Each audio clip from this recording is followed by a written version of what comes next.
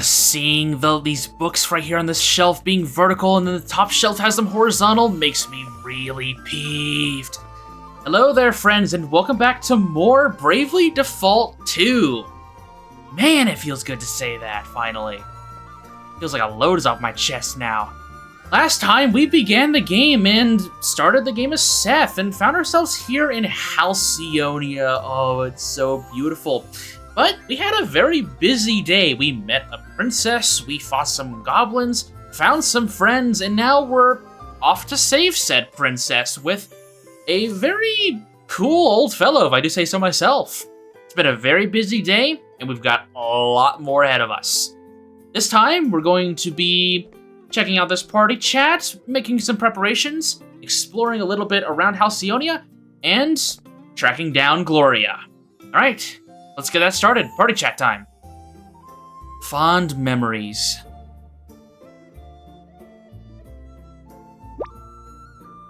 Are you sure you're okay? 'Tis not, lad. Thy concern is kind indeed, but far from necessary. Really?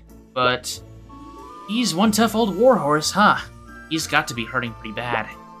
Aye. The way he's starting about the place, you'd never know he was flat on his behind until not long ago. Wait, I think he might even be smiling. Permit an old man this indulgence, friend. 'Tis merely that, the four of us adventuring together in this manner, it brings back fond memories of old times. The four of us? Ah, wait, I get you. But I am forgetting myself. Princess Gloria remains in peril. We must away. Yeah, we'd better get moving, huh? Alrighty, let's shake a leg. My accent has not improved since the 20 seconds in between videos. I can only pray that I will not impede these fine youngsters' progress. Wait, are you sure you're okay? Never better, lad, never better. Now come, time waits for no man. Spoiler alert, Sir Sloan is incredibly powerful and we're lucky to have him. Unfortunately, us staying at the inn while talking to Sloan in the previous episode did not heal us fully, so I'm actually going to start here by resting at the inn. Giving this kind innkeeper some of our money after she gave us that map. Returning the favor, you know? Get some very brief hints as we load into the next screen. Every single time we stay at the inn, it will automatically be set to daytime. There is a day-night cycle in this game. It matters in a few cases, but nothing immediately important. First, we run into Lady Emma's old pal, then we stumble across an asterisk. The plot's thickening, sure enough. And now we get to go and rescue a princess. How heroic we are. Ah, man, I'm gonna piss off so many people with my horrible Elvis impersonations. I already can tell. Let's go get Gloria and teach those creeps a lesson while we're there. Taking a kid as a hostage is crossing the line. Actually, the kid they took as a hostage is right here. Thank you for saving that old man. Can you tell him I'm really sorry I'm not good enough at fighting? It's okay, kid. You did your best. The fiends are to be found in an abandoned building to the north of town. Beware. Asterisks make for formidable foes. But I have a plan, though. I shall have need of your aid if it is to succeed. Good to know. I wonder if we can actually go to the throne room just yet. No, looks like a guard's blocking our way. Oh well. Okay, so I'm actually not gonna do too much shopping for reasons we're going to see very soon. So actually, I think I am just gonna head on out. Not really much for us to do or see here. Alrighty, we're in the overworld. We've got a few things I want to check off real quick. First things first, I am going to head near the shipwreck area. As right next to it, there are a few slime enemies that I'm not going to worry about just yet, but there is a treasure chest right here with 410 pig. Again, that is the currency of this game, and money is somewhat valuable here, so make sure to go ahead and grab that, especially early on, we're going to need it. There's some new enemies over there. Those are Hagens. We're going to go ahead and bypass them and walk over to this low-tide piece of beach here. You'll occasionally come across certain rare breeds of monster when wandering around the world. They're much stronger than their fellow creatures, and wading into battle with one unprepared can be a very bad idea. Wading or wadding? I think it's wading. So when you spot one, make sure you're good and ready if you plan to take it on. And don't forget to say first, I am going to immediately avoid this axolotl here, as it will rip me a new one. And just grab the treasure it's guarding, the kukri. Right here we can see that it is basically just a much better dagger for Seth here, and I'm going to go ahead and equip it on him. Based on the stats that we have here, let's go ahead and just talk about them. So, every single piece of equipment, regardless of what it is, gives you some kind of stat. And if we go to attributes, we can see what we have here. We have HP, MP, weight, physical attack, defense, magic attack and defense, restorative power, speed, chance of being targeted, or the way I'm going to call it is aggro, aim, evasion, critical chance. Going down the list, HP is your health, MP is your magic, weight will determine a few things. Mainly, it will determine how quickly you will act again in combat. There's more to it than just that, but that is one of the biggest things. Also, if you go overweight or over-encumbered, your stats will significantly drop.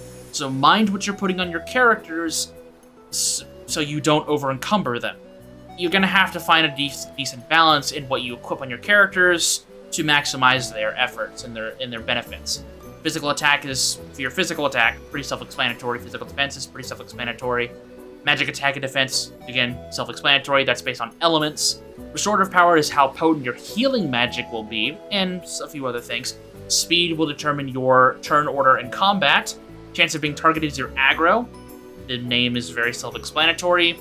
The higher the number, the higher the chance of this character being targeted. Aim is your accuracy for hitting opponents. That is gauged against your evasion stat, which is your chance of dodging attacks. And then your critical chance is your chance of landing critical hits. Also, this water at evening time is really nice. It's like a black.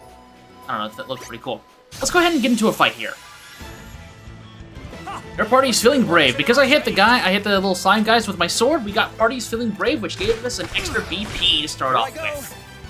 Okay, so we have Freelancer's Miscellany right here, which, since Seth is only job level 1, he has access to Examine. There are 2 new enemies here. We have the Sahuagin and the Flanacata. Let's go ahead and examine the Flanacata here.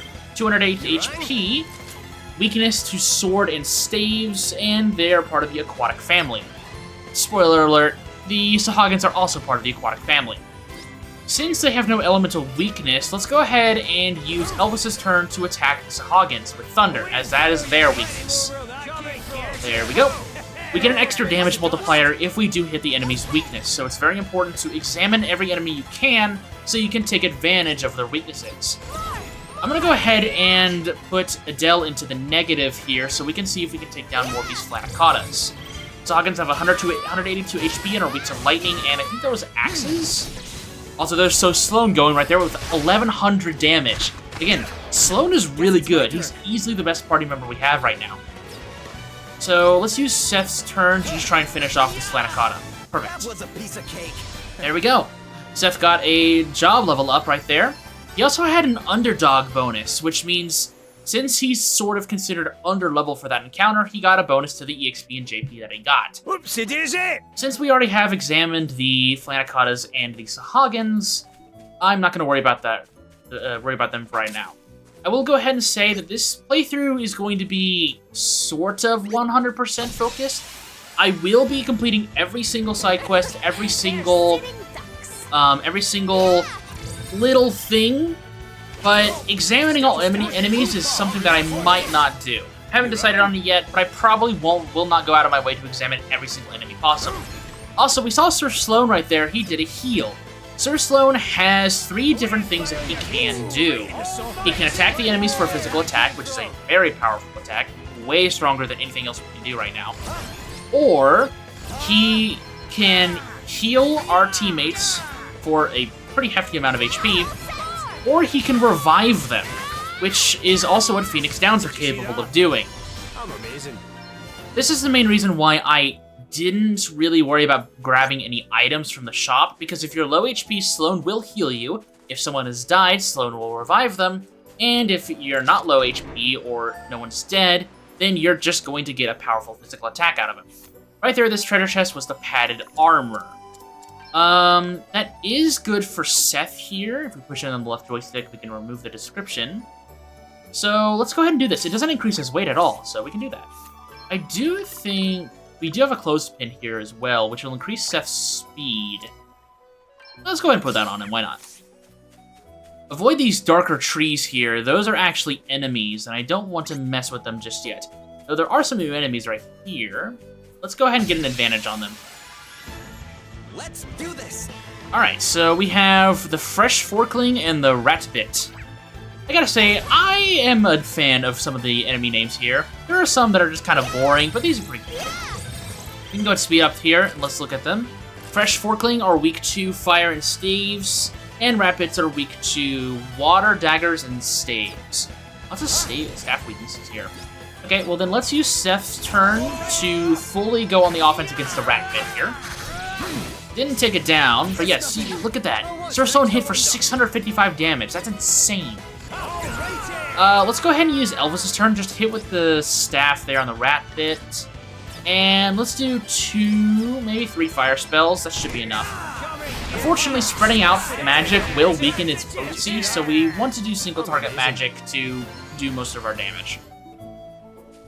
Perfect.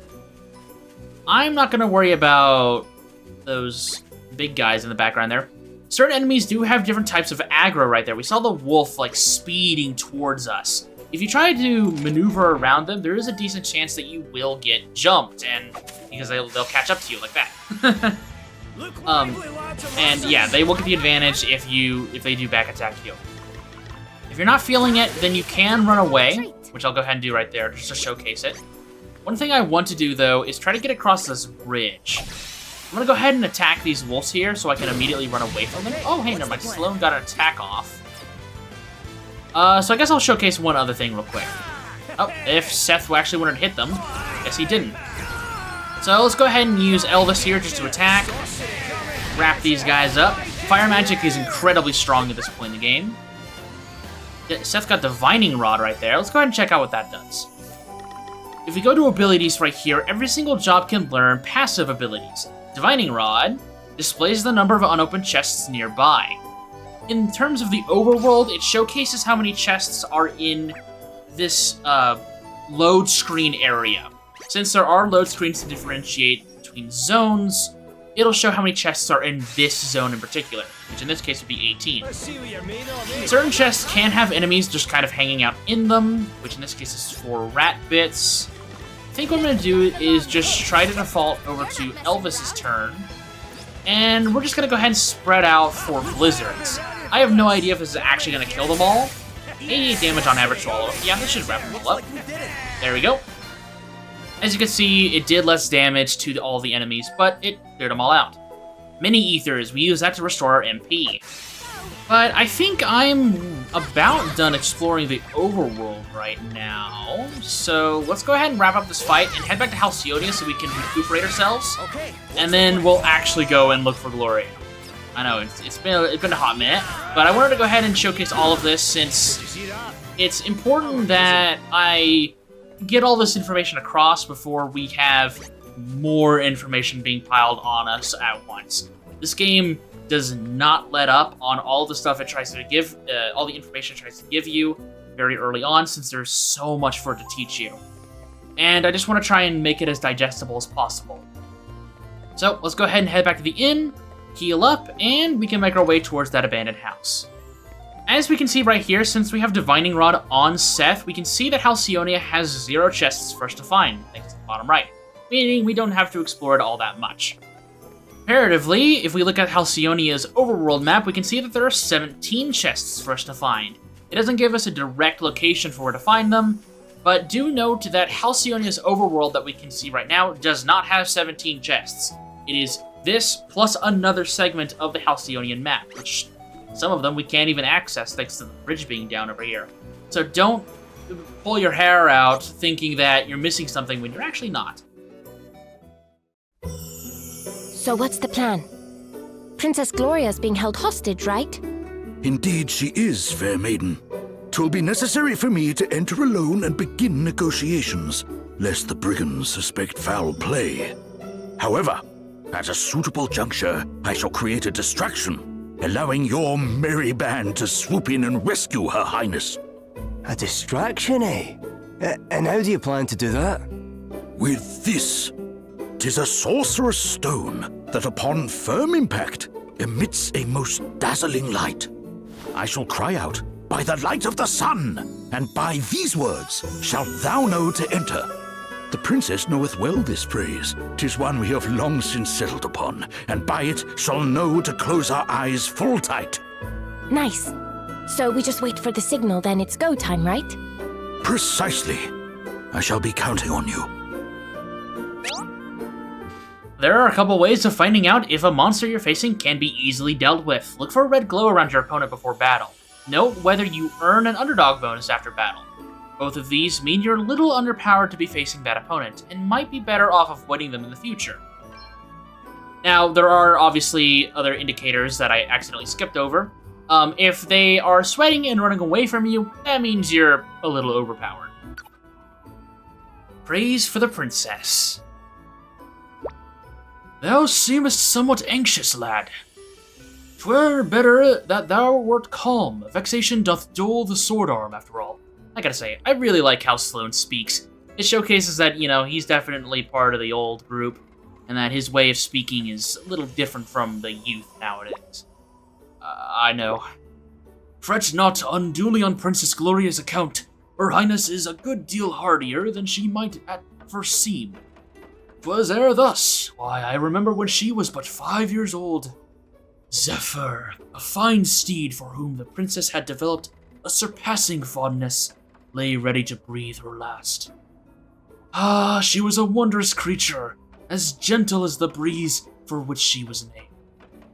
And she died in just the manner she had lived, simply closed her eyes and made as if to sleep. The princess, who had attended to the moment of her dear friend's passing, spake such fine words when the moment came at last. Enjoy your rest, Zephyr, and do not worry about us.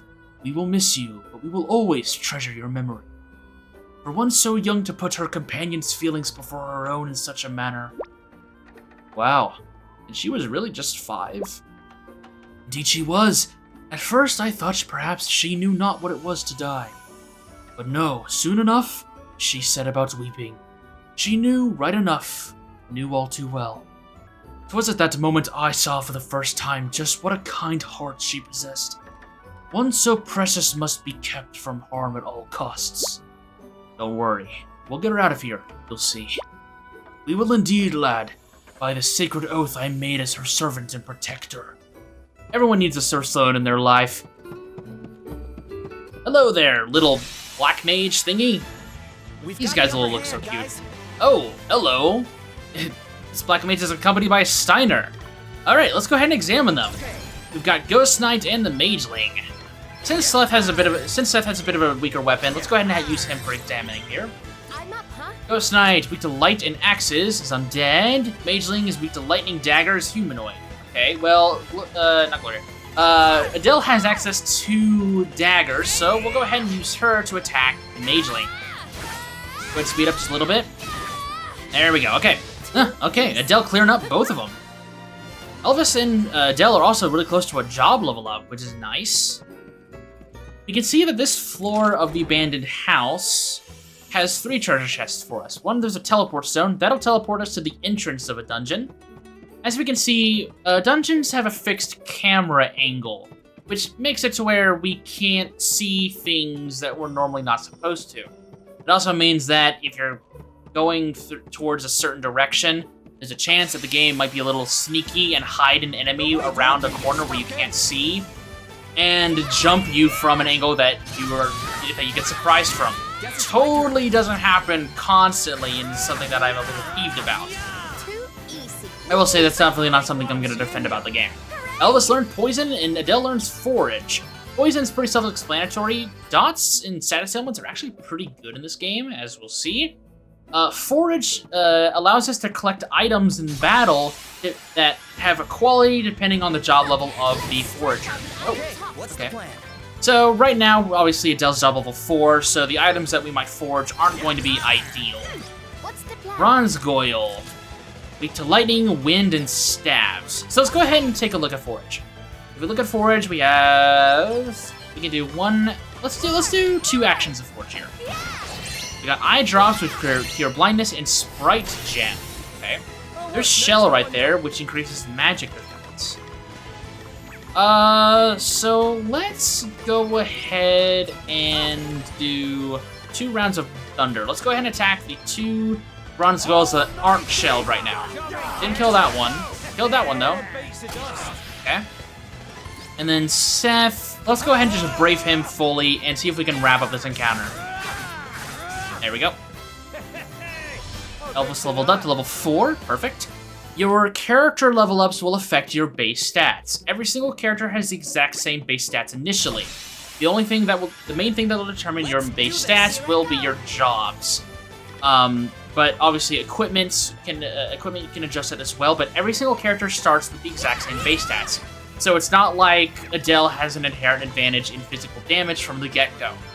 Her and Elvis have the exact same physical damage output, despite the fact that Elvis and Adele are currently on different jobs. So if you want Elvis to be a physical attacker, he will be just as good as Adele at his job, because they share the same stats. It just depends on what gear and what job you are. That is actually quite different from the other 2 games in the series, where the characters actually do have different base stats, even if it is just slightly different. Okay, so we've seen all of these guys, so we can go ahead and just speed things up. Perfect. Everyone okay? And Seth learned Forge himself. Cool. I want to try and get Freelancer as high as possible in terms of levels for Seth and Adele, for reasons we'll see in just in a few episodes. But trust me, I want to level up Freelancer as high as I can. Ooh, a nasty surprise from this chest, okay. Let's stay focused. Alright, well this is pretty simple. If we want to just auto battle, we can set auto to our previous action. There isn't like a standard auto feature, so you have to kind of pay attention to what you've been pressing. You can't just, brain off and auto battle. We got Francesca right there, which is an axe. You see right here, yep, we are overloaded on our weight with Seth. We'd have to remove probably one of our armor pieces if we wanted to put it on him. So let's look at Adele real quick. She can equip the Francesca right now. That'll give her access to attacking with axes and daggers. And I could put the broadsword on Seth so we can hit sword weaknesses. Or I could put the broadsword right there and have Seth dual wield. I don't know about that. That lowers Adele's speed. Actually, let's go ahead and do that. Since Seth can already hit dagger weaknesses, I don't really think it's a big deal if Adele can't. It just makes it to where Seth is a little bit more important in the battle. Let's go ahead and have Elvis go ahead and default here. And then we'll just have Seth auto battle here. And then Adele auto battle. Perfect. At some point, these enemies are going to start running away from me because I've been fighting every single encounter since I've gotten in this dungeon. Yep, there's the goblins running away from me. When it comes to that, it's based off of the average level of your party. So if your average level is, for us it would be 4, they're going to start running away from you. Okay, magelings are running away from us as well, but the ghost knights still want a piece of us. Any ethers right there. Let's go ahead and sneak by this guy and go down here to the basement where 3 more treasure chests await us. We can see them over there. There are slightly different goblins in this area. They have a little bit more health and different weaknesses, but overall they're pretty much the same guys. Okay, what's the plan? Let's go ahead and auto battle here. I'm wanting to see if I can trigger something, but I don't think I can. I'm getting actually really lucky right now, actually. Which is, I guess, a blessing in disguise? A dart. Those are throwable items. I guess we can take a look at those real quick. Round shield. So, the dart. An arrow-type weapon that deals damage to all enemies. It's basically just a throwable item that counts as bow damage. Then we also had the round shield, which unfortunately we can't put on Elvis, but if I remember correctly, I think the round shield is strong enough to where removing his leather cap is actually more worth it here. Yeah, I think that's actually worth it. Elvis is a little low on health, but if we get into another encounter, I'm sure Sloan will heal him. But I'm gonna wait for a second before I try that. Let's go back up these stairs and actually head towards our legitimate objective. Again, we can see the, what did I call it? The baseball diamond, the yellow baseball diamond. We can follow that to see where our next objective is. That's story-based. Still no sign of him. Where is the useless old fart? Calm yourself, Dag. Becoming flustered at a time like this will only benefit our enemies. He almost got the better of you, it is true. But you will prevail in the end. You always do. Yeah, I guess you're right. And when I do, we'll have the wind crystal. And that little beauty's gonna make the both of us filthy, stinking rich! You do not care that your actions might bring about untold calamity. Pull the other one. That calamity stuff's just a load of bulldust some drongo made up so they can keep the crystals for themselves. I can assure you that it is no such thing. You have seen the state of the oceans for yourself. Does that not concern you at all? It couldn't concern me less, you Madge. It'll take more than a couple of waves to put me off making the big bucks. Oh, how can you possibly be so short-sighted? Wouldn't it technically be Your Highness since she's not Queen? I thought Your Majesty was for... Wait, you know what? Doesn't matter. When you're in a dungeon, you'll occasionally come across a bright blue circle on the ground. These are special spatial portals that can whisk your party to and from the dungeon entrance in an instant. This can be really useful if you need to pop out onto the field and rest up in a tent, or travel back to town and upgrade your equipment. Use them as staging posts to help you progress safely through the more dangerous dungeons. I will not be using them because I ignore tutorials. Here we have... Okay, well, we've seen this guy in a combat situation, but we haven't seen him in the overworld. Ah, I was right. Sloan immediately went for the heal.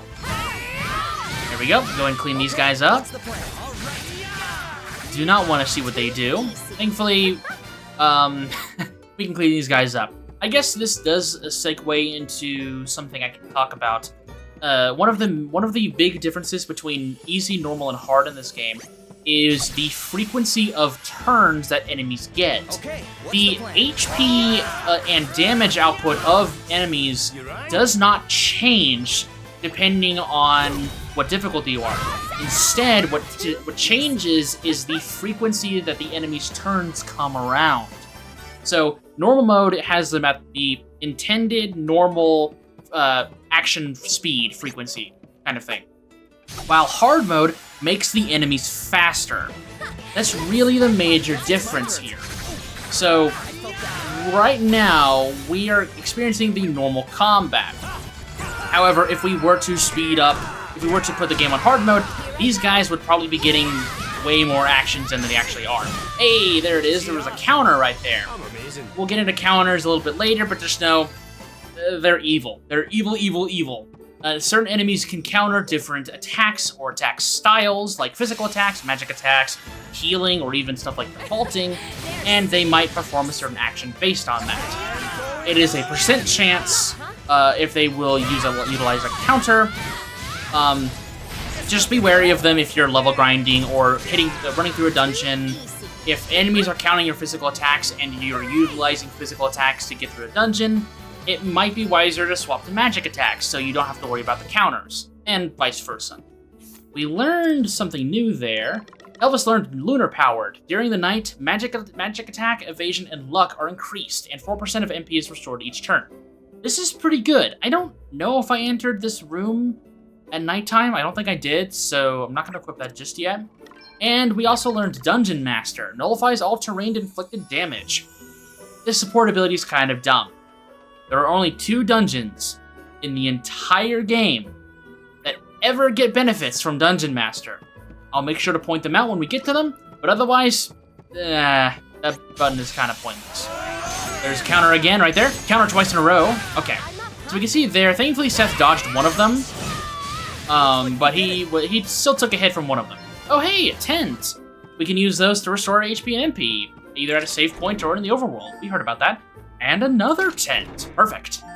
And a longsword, which is basically just a better broadsword. Unfortunately, we do not have enough weight in order to carry that, so maybe I should give that to Seth. It lowers his speed by 1, but let's go ahead and put it on. And then I think I'm gonna go ahead and give Adele the Kukri here. There we go. That way we cover most of our bases. And I think that's all the loot we have here. And so we don't really have much else we can do, it looks like. So let's go ahead and just move forward.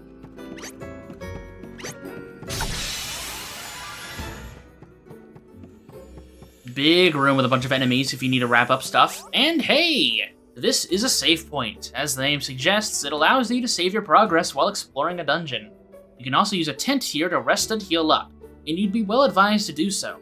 Save points are often strategically placed before big battles. If things get hairy in a dungeon and there isn't a save point or portal close at hand, you can use a teleport stone to effect an instantaneous escape. So, alright, we've made it to a save point, which, as the tutorial suggests, means that there's probably a big battle ahead of us. But we've done a lot today, and we should probably rest up and recuperate ourselves before we go and save Gloria. So, next time on Bravely Default 2, gotta remember that too there, we are going to save Gloria. So, with that said, I'll see you soon.